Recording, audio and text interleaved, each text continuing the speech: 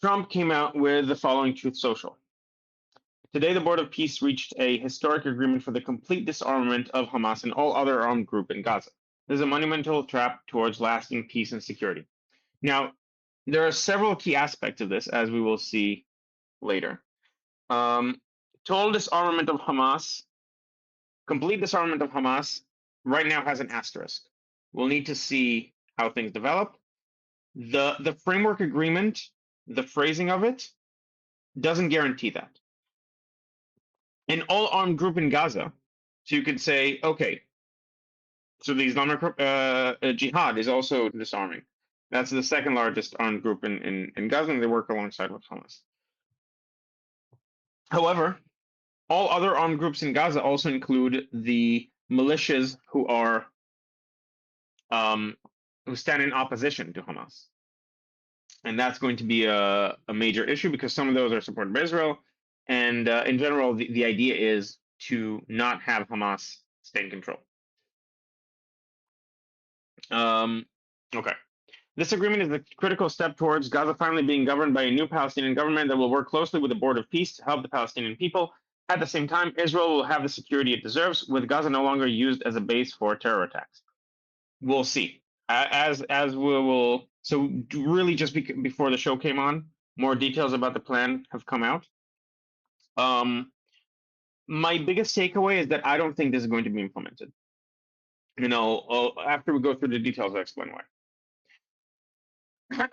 This is a major milestone in the implementation of the Trump 20-point plan. The agreement will be carried out in carefully structured phases. As disarmament is completed, Israeli forces will withdraw, and the International Stabilization Force will work with the new Palestinian police force to take responsibility for Gaza being safe for its residents and its neighbors. This is a critical part of it. As disarmament is completed, Israeli forces will withdraw. But it seems that the actual phrasing doesn't quite support this. And I think what's happening here is another Witkoff special where you sign an agreement that's ambiguous enough to where both sides can assume it says something that it doesn't. So Witkoff likes making deals that are ambiguous, but because it leads forward, it essentially pushes the things that are difficult or problematic to the side. And that's what he did with the original 20-point peace plan. That's what he did with the MOU, and I think that's what he's doing now. And that doesn't actually lead to solutions, I don't think. I think it just pushes the problem a few steps back, with the hopes that maybe you can find a solution then. So my TLDR is I don't think anything is going to come of it, but we will see. I'll just say that Hamas already said that they're not going to start anything until all of the Israeli forces are out. It's not the first time we have talks like that. It's not the first time we have statements like this. It's just a repeatable thing. It's a cycle, and they keep announcing things like that. But it's clear that Hamas doesn't. It's trying to avoid any possible way it can. So I'm like, I don't believe anything will happen, and I think it's just a show. I think it feels again like the Iran talks. It's the whole you don't negotiate with terrorists. You don't negotiate with terrorists because of this, because they're not gonna hold up to anything, and they never do. They never have. What makes this time different? They already saying that they're not gonna follow the agreement the way they want it to be, and then you also have the jihad, which is a separate organization in Gaza that already said that they don't approve any of this, that they are not going to be part of any of this. And so even if Hamas is somehow going to disarm, a good chance that will just go to jihad and they will just replace them. Yeah. Someone keeps saying, at the minimum, I remember 2 other times I heard this exact same news. So here's what happened. The original 20-point peace plan, Hamas said, I accept this and then described it as a completely separate document than what was put forth. And then Israel said, they're not accepting it. And then Trump basically called and said, hold on a second, and put out a message. Thank you for Hamas for accepting the plan. Yeah. Which eventually ended up being the critical move that led to the hostages being returned.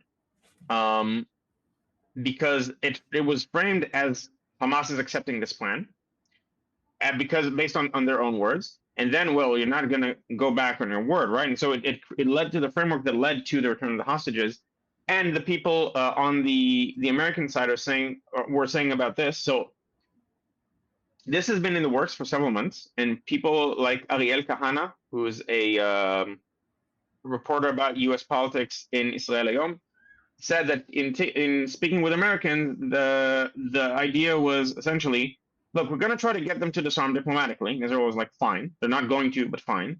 And the Americans are like, well, you said the same thing about the hostages. We'll see. And from Israel's side, as long as you don't have to withdraw before this is done, this is fine. It's sort of like Lebanon. Either they do the thing they agreed to do, at which point they will not have arms. And by arms, I don't mean they will be, they will lose limbs. I mean, they won't have guns. And even if not, or even if they do it partially, they'll have less guns than they did when this started. So if Israel is not expected to withdraw before the full disarmament, it's not an issue. The reason you heard this several times is because the Americans pretended that Hamas agreed to terms that Hamas has not agreed to. They said we accept the framework, and then what they described the framework as was very different than the actual framework. But okay, they accepted the framework, and now you need to actually get them to accept the different components of the framework, namely disarming and so on. There's also a statement from Hamas from about half an hour ago. I'm gonna get there from Razi Hamad. Yeah. Okay. So you don't want me to read it out right now? Okay. Cool. Yeah, I'm gonna get there in a couple of minutes. Yeah, but I also like to mention that the agreements with Lebanon is not the same as No, it's not the saying same. it.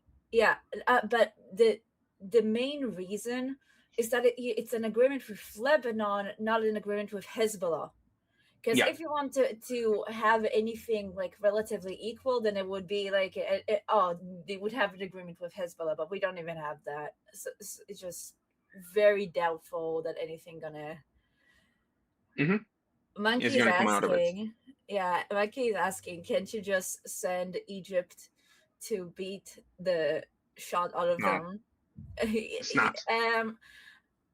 Keep in mind, Egypt have their own stuff to deal with. Egypt has the Muslim Brotherhood inside that they need to deal with, and obviously Hamas is a branch of them.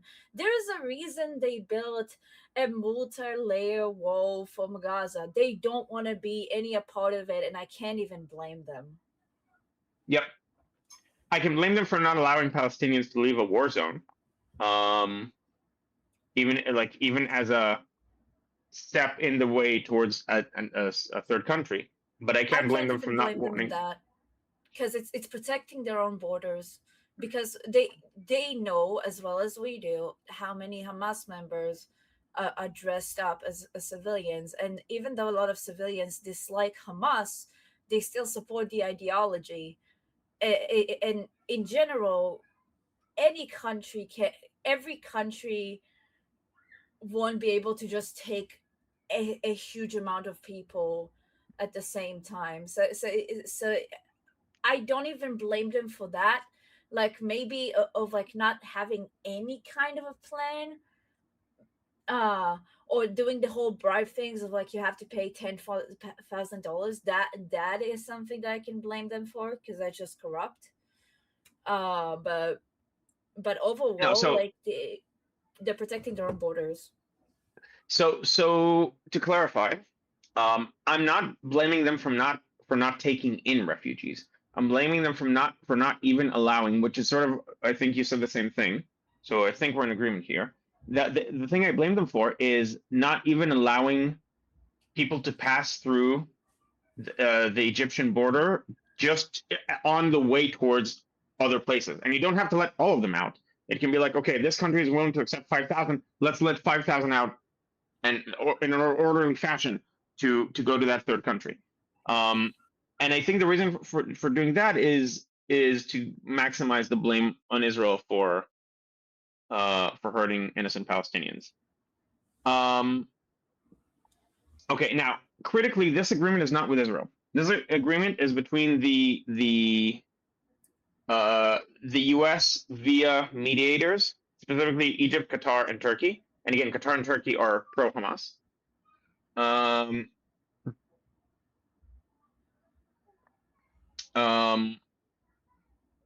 it sort of shows in how the deal is formulated. Although apparently Hamas, a lot of pressure had to be applied on Hamas to sign even this.